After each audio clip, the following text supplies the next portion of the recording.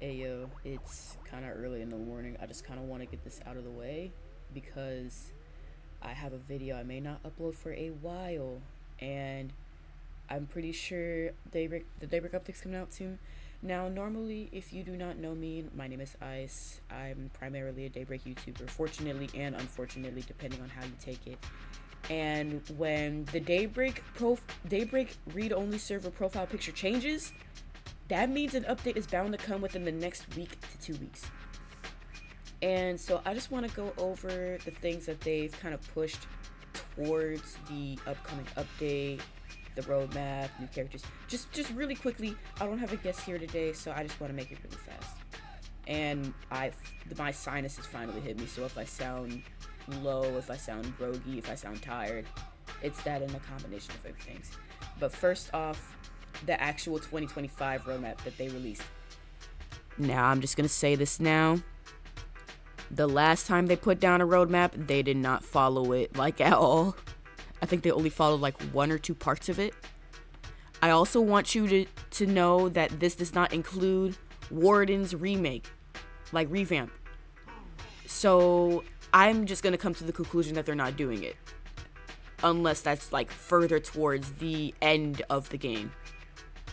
Because it's a passion project. I'm pretty sure they said once they finish the road, like the whole entire roadmap, they're done. Like they're not gonna update the game anymore. But don't take it from me. Do your research. This was on May 19th, 2025. The 2025 revamp.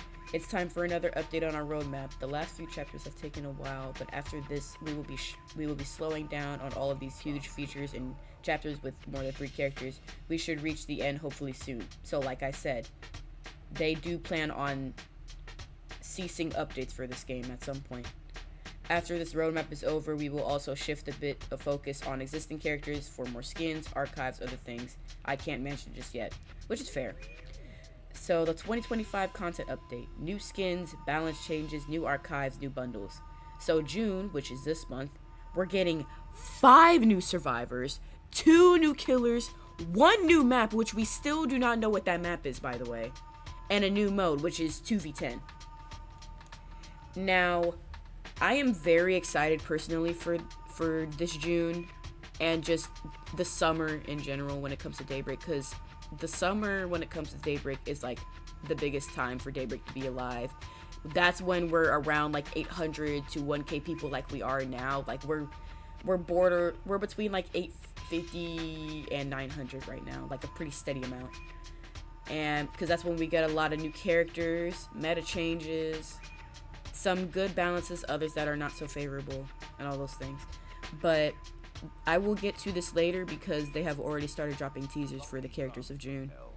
And we have July, August, which is new content, lore contest winner. So the lore contest poll that went up was Brenda and them asked how, like, what side character or lore character from like the characters they want to come in. So like, let's say me personally, I voted for Jackson, not the Jackson that dated Arlo, but the Jackson that was Host's co-worker, because we don't get any other extensions to Host lore. We've been getting extensions to Kiara's lore forever. We've been getting extensions to Slasher's lore and Ren's lore forever from both timelines. Tabitha slightly, because like I've been reiterating this week, Crosby and Raynor are from a story tale book, like a fictional storybook that Tabitha would read her kids. So technically they are an extension of Tabitha's lore, with the way that they are just characters that Tabitha would talk about to her kids in real life. So by nature, they are an extension to Tabitha and Ren's lore. And so the only extension we've really had to Host's lore is Experiment. So I think it would be nice to see Jackson show up. Now, people are saying, I want Cat. Cat is already a skin in the game, so why would they make a skin for a character that would be like a full kit character? But we're gonna move on. TBA, new chapter, 2 new survivors, 1 new killer, updated farm map. Now, That updated farm map, I'm telling you right now, that has to be an updated version of Owen's Family Farm. Now, if you were not here for Daybreak 2 early access, Owen's Family Farm was the only playable map. That's when Camp Clearwater was under revision and they shortened it down hella, which thank God they did. And that's when they were just testing the waters with Daybreak 2's new mechanics, and once Daybreak 2 got out of early access, they removed the map completely. I feel like they're gonna bring that back, and we're gonna get another farm girl. And my secondary reason for this is there was this canceled or scrapped character called the Star-Crossed Lover. I'll put her on screen. Who looks what is it called? The Austrian Tages farm girl skin looks eerily similar to. I would not be surprised if they brought back like a newer version of her, because again, the look of that Becca skin is way too similar to the Star-Crossed Lover skin that Kyra made before she eventually left the team or got booted out. I don't know what happened. That's unrelated. But the TBA, 2 new survivors, 1 new killer. I have no clue what that would be. Onwards, this is like the future. New chapters, new events, new skins, new features. The new features is what I'm curious about, but we'll get to that later. Now, what I mentioned before with the June chapter, from about June 1st to I believe June 3rd or June 4th, they've been posting teasers in the form of comic book characters. At first, I was confused because I was like, are we really making a comic now? But I want you to, like, editing me, really zoom in. I want you to look down here. So you have a character, right? Chaos Rings. Beautiful art, by the way. Beautiful, beautiful art. If you look really closely, you have design, right? You have the name of the character at the bottom, like their alias name. And you have their perk icon and their character class. So the Time Weaver is a looper, and it looks like she's flying on here. So I don't know if she's gonna do a freaking Lucino from IDV and just jump over something or what, but like I'm pretty excited for it. Yeah, Tempus Acosta, aka the Time Weaver. She is a looper. And then we have Joelle Zeal Acosta, which you know what? No. At first I was confused of where the twins were. These are the twins. These are the twins that were leaked before the last update. They're the Acosta twins. But that wouldn't make sense because I'll think about it later. But that wouldn't make sense because the twins that were leaked before, the Homelander beam, which I'll get to later if I can find it, they had confirmed different names in the Daybreak wiki, which I'll go up for clarity at one point. But and then we have this dude who I really like because we have not gotten a killer with a prosthetic. Not a killer.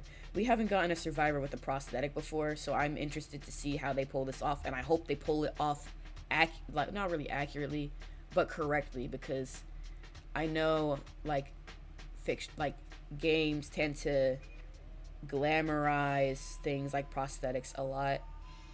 So I hope they don't do that too much, but it's a superhero chapter. It's supposed to be kind of fun. So my expectations out of the way. I love this design. I'm a big fan of the color green, but this design, this framing is gorgeous. His name's the Lightbender. He is a stealth character, which I'm surprised about, and it looks like he'll be able to go invisible. Now I'm hoping he isn't just Amari Part 2.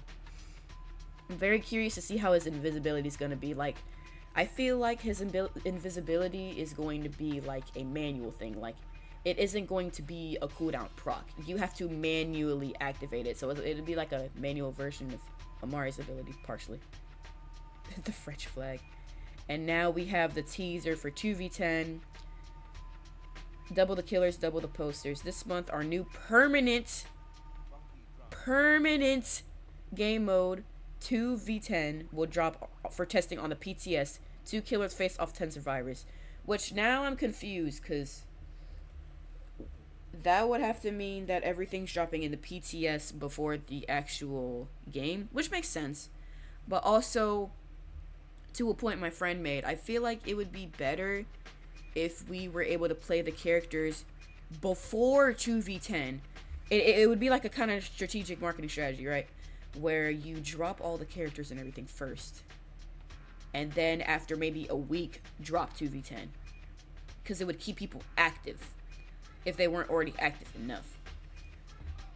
But that's just my personal opinion. And this also gives us a good idea of who will be in 2v10. Like, we can already tell Jun, Nathan, Gabriella, Riley. I did not think Riley was so skinny, by the way. And I think his locks were longer, but I digress. Adriana, excuse me. The Time Weaver, the Lightbender, Millicent. That's the news broadcast. That's the news lady. That's the news lady. That's the that has to be the next new survivor. That's the news lady. Unless that's Danya, but that doesn't look like Danya. That's got to be the news lady. That's been held back forever. I think she's Latina or something. But yeah, but I don't know. I can't tell who that is. And Anais, that confirms that they will be in the 2v10 roster. Now, I don't believe this is everybody that will be in the roster, because it would be ridiculous if Arlo wasn't. But art is beautiful again. Now we have another one. Rajani, Barret. Tapita is the overseer. You're in capable hands, or rather tendrils in Drone's case. This is a healer who uses drones. I am so excited for him. I just really hope that this doesn't outshine Dakari. Now, obviously, they're gonna all the characters are gonna overshine anybody because this is their update. But like, I mean that as in it doesn't overshow them in the meta, because Millicent also got buffed. I'll go over those buffs later and all those things. So I'm a little scared of how this is gonna shake the healer meta. I also hope this isn't another random healer with like 8 stam. I still think Day should get nerfed for his speed. I feel like Day should become like a 7 stam, like not even an 8. Like, just make him if you're gonna make him speedy, make him a 7. But that's an unrelated conversation for later. I keep getting off topic. Let's move on. But yeah, no, these designs look beautiful, and I'm curious of what the other 2 survivors look like. We haven't gotten a survivor teaser in the past 2 days. I feel like it could just be them catching up on drawings, but I'm very stoked to see how this is going to go. Now, these are some updates in the update log spanning from the beginning of May towards earlier in, I believe, June. Starting with the endgame visual update. Now, just note that from here on out, it's more of Daybreak pushing a lot of visual UI updates, which are actually really good, because they've been making the end screen more and more specific, allow you to kind of pinpoint how much you've done of what, or like other things. So like now the end screen has undergone a visual update for the next chapter. This change consolidates the scoreboard, stat board into one nicer looking UI, alongside showcasing your player card for backgrounds and extra flair. So as we can see here, the Chow has like the bundle behind her and all those things. This is like a player that, not a player, this is a character that hasn't been, shown yet. We can see the player's actual level, which is interesting. Or I think it's the character level. I think by level they mean the character level, not the player level. Because you see the player level everywhere, no matter what, so. You have your actual score, and then you have your seconds or percentage in their respective categories, so I think that's nice. Oh, and you also have the character class color on this side. So you have the killer, you have... Unless that's supposed to mean the player card text color. I don't know what those colors are supposed to mean, but... Regardless, this is also a fuller version. This is just a troll one. I don't know what they're doing. Regional pricing. Regional pricing has been enabled for Daybreak 2 game passes. This is a new Roblox feature which makes it so countries where the local currency may not be as strong, passes are available for less Robux. If you live in a country such as the US, Canada, the UK, or Australia, you won't notice any difference. But for players from countries like the Philippines or Guatemala, you may find game passes maybe 50% plus cheaper. The point of this being enabled in Daybreak is to better accommodate for our players all around the globe and allow more people to have access to things such as used skins or previously released expansion packs geared towards new players. If you already purchased these passes, nothing will change, but if you were wanting a pass before but couldn't afford it, you might be able to grab it now. For example, used skins, 500 Robux in most countries, drop down to 200 in the Philippines. This isn't bad. I'm an American, so I can't really say anything. This isn't bad. However, things are still going to be expensive no matter what, in my opinion. Like the one star color skin bundle that's 400 Robux for a bunch of rare skins that, like, for, excuse my negativity, for probably the middest update Daybreak has ever dropped. The art was beautiful. Getting Star Eater and Danya and everybody finally was really nice. But that bundle should not be that expensive. If we look at this is a 300 Robux price cut. So let me do the actual math on my calculator right quick for those who are number brain, because I like numbers. I opened my clock on accident. So what is percentage calculator? Percentage calculator. 200 is what percent of 500? That is about a 40% Robux cut for U skins. Now, if we were to take that, if we were to take the Star Color bundle into account, it's around 400 Robux. And we take if we take a 50% cut, it would be 200 Robux still. But, which is, not that much, so it's okay. But if we take into account the 40%, it would make it 240 Robux. So, in retrospect, I think it's good because it allows Roblox to really train the system. Not only that, but it helps countries with a lower GDP. And what is it called? It's called something. I'll put it on screen later. But it helps countries with a lower GDP. But it's also just another way to be like, hey, buy our stuff. Which, fair enough. Support the game. I'm not mad at it. I'm gonna move on. Upcoming balance changes for the next update. I will say, some of these are a W, except for Euronica. I don't know why Euronica got something. Euronica didn't need anything. Or a Rider, I feel like, but we'll get to it. The Android. New gen percent is now color-coded during a detection to help quickly see which gens are close to completion. Small, but sweet. Even though I feel like when it comes to Daybreak, and this is including me, by the way, people just need to learn how to read. But the color coding, I always appreciate color coding, so this is nice. Mostly quality of life change. The principal hall pass removal percent went from 10 to 15, W. Extended ruler CD went from 70 to 65, which is really good. 35 to 30 on miss. Now, I like this, but principal's extended hitbox is still trash. I don't know what changed from it between Daybreak 1 to Daybreak 2. But from just this is good. I like this. Apostate stacks granted on kill went from 10 to 15. I don't feel like Apostate needed a buff. Like, with the stacks, I don't feel like she needed one. Because survivors will already get stacks from a lot of stuff as is. And with that 15, I know 5 isn't a lot. But I feel like that might make her games just the slightest bit quicker. But overall, again, I'm not trying to gap too long. We're going to move on.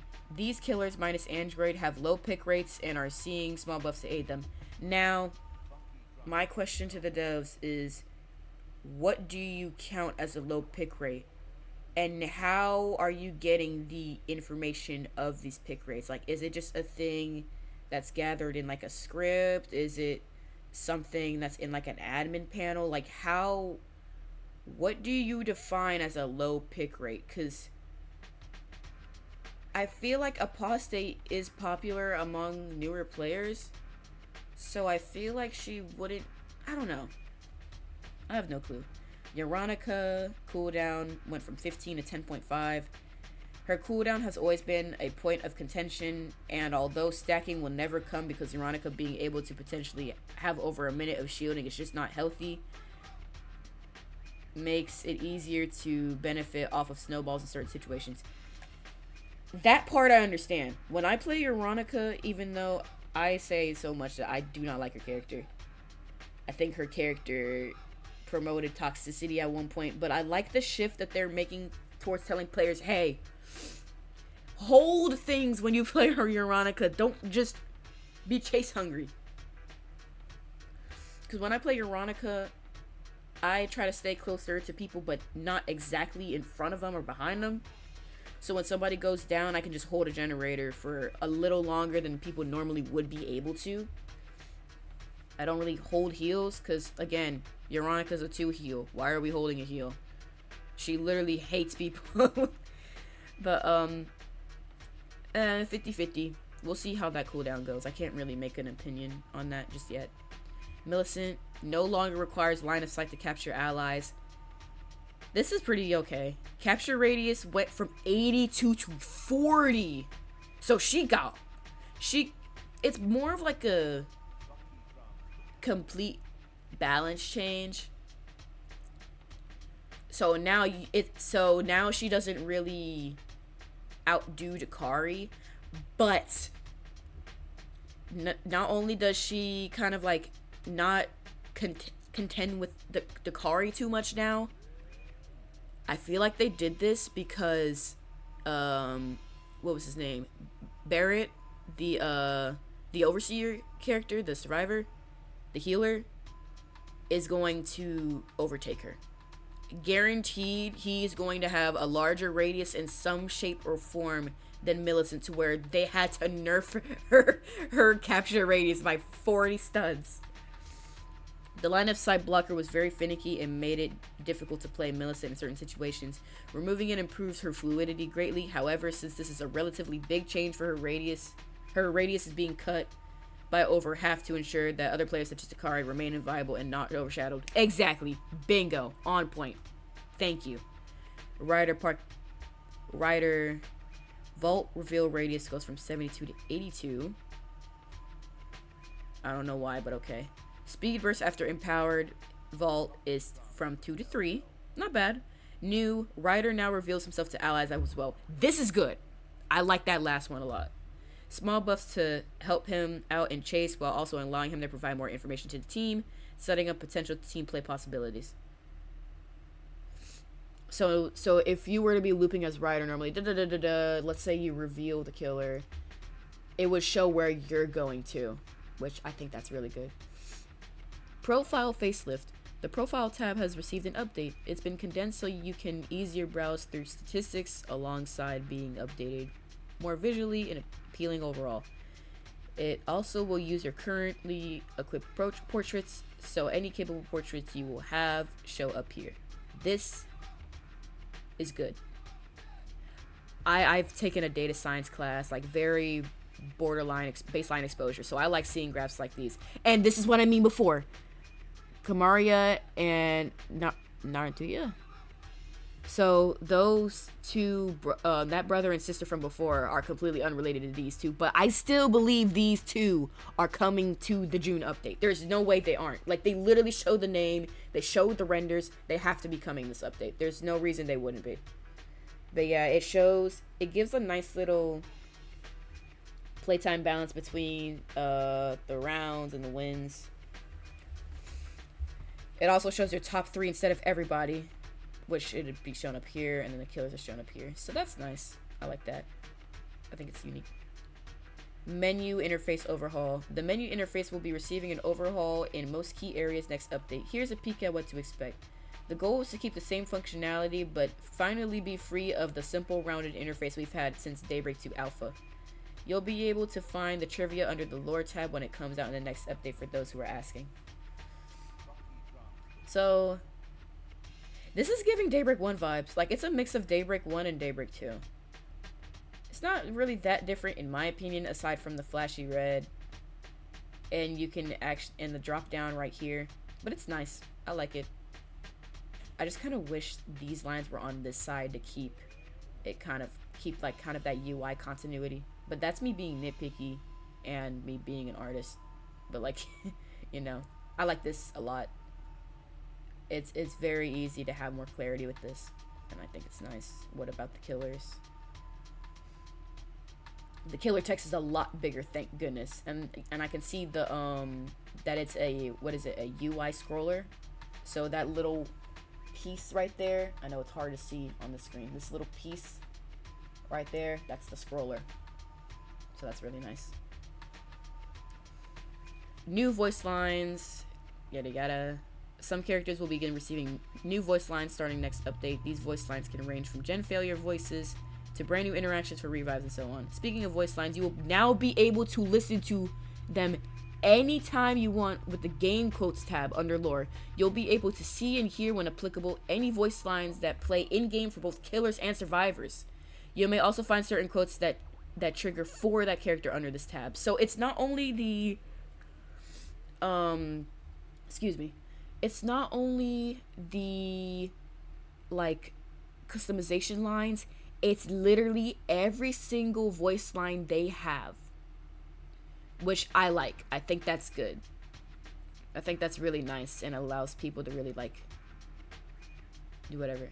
I didn't even know there was a line for Veronica when it came to Rose. I know what you've done. I've never gotten that one before. I'm gonna have to go find that out myself. So that's really nice. And we can see that the archives and stuff are next to it too. And you can see the killer class in text and key image too. That's really good. Characters getting voice lines next update. List may be updated between now and update release time. Nathan, Taylor, they have some, but this is their full voiceover. Daehyung, Yan, Ren, sorry it took so long. A little nervous for Ren, but everything else, good. Visual skill check indicator. This is a new accessibility option that adds a visual indicator to the screen when a skill check will appear. This is on by default, however, you are free to turn it off if you don't like it. It's hard to see because of the big crush, but there is like this yellow airbrush light thing that pops up when the ba-da-dun shows up. Me personally, I'm gonna turn it off because I feel like my laptop will not like getting that popping up every 5 seconds. But this is good. Helps people who may be like be partial deafness, things like those. I think that's pretty okay. Now, fire round. These are some skins coming in the next update. Pink Kitty Taylor, Scene Kid skin, Underground Seung or Sung. I don't know how to pronounce her name. She's got on the Rolex. Underground Makoto, decent at best. Plain and Sweet Sadia. I'm pretty sure this was for one of the Muslim holidays. I feel like it's too texture heavy, but I like the color scheme. Isaiah Fairfield Jin revamp looks good. Timothy Fairfield revamp looks good. Faces will also be available for use in characters. Oh yeah, it's for Eid. Yeah. And then some Android skin revamps, which I'm really excited for because I've been wanting his skins to be revamped for a long time. Cool Winter Cyborg revamp. This looks amazing. Void Trekker revamp. This looks outstanding. Timekeeper revamp. This looks okay. Moon Guardian revamp. This is very bright, but okay. Matchmaker Sadia. I'm pretty sure that's been, I don't know. Community skin volumes. My friend Raymond got 2 of his skins in. I'm so happy. Raymond, I love Raymond. I love your designs. I love your skin so much. I'm so happy that you finally got some stuff in after 3 whole years of playing this damn game. Congrats, man. I'm so happy for you, man. But this Akil skin, I like it a lot. This Millicent skin, I enjoy a lot. Black Swan Danya, I think that looks pretty nice. And I think that might be a reference to that one movie, I can't remember. Fashion Street, Xiaoxing. I like it. Roller Queen Adriana. I like it. It's decent. Dark Decor Idol. Just idol, but very slight visual K elements. I would have liked it if his hair was crazier though, to really give that visual K vibe, but regardless, the skin looks nice. Also, for those who are saying, oh, why is he wearing a harness? That's weird. A lot of visual VK bands in Japan often wear a lot of things like harnesses, studded belts, all those things. It's just part of the aesthetic. The Unforgotten community skin will be slightly adjusted. This is stupid. I'm just gonna be upfront. This is dumb. Why are you adjusting a community submitted skin? I would have understood if it like was slightly off to like the base kit character. So like let's say the face, but ask the person's permission. Thank you. Trivia will also be added to characters in their tabs. I also like to mention, like I said in my last little update thing, I'm gonna make a playlist for these, by the way. It'll be in the description. I'm gonna probably edit this in like 2 hours. That the like system, I feel like the like system is gonna come this update, but the new features thing, that might be for like way ahead of time. Also, the mini spoiler, just a reminder, we are still working on things. This is them saying that they don't want to be putting updates too much. A lot of people were saying this reminds them of Homelander. I'm trying to figure out what this would do. And it seems like it stops like very briefly. I feel like that ability may be like like a kind of like a hacker feel, where if you hit a survivor through the wall, they get like a status effect or something. I don't know. It's too early to call. And then some more 2v10 stuff where it shows your teammate on the side of the screen and the end screen. There's 2 mists over there.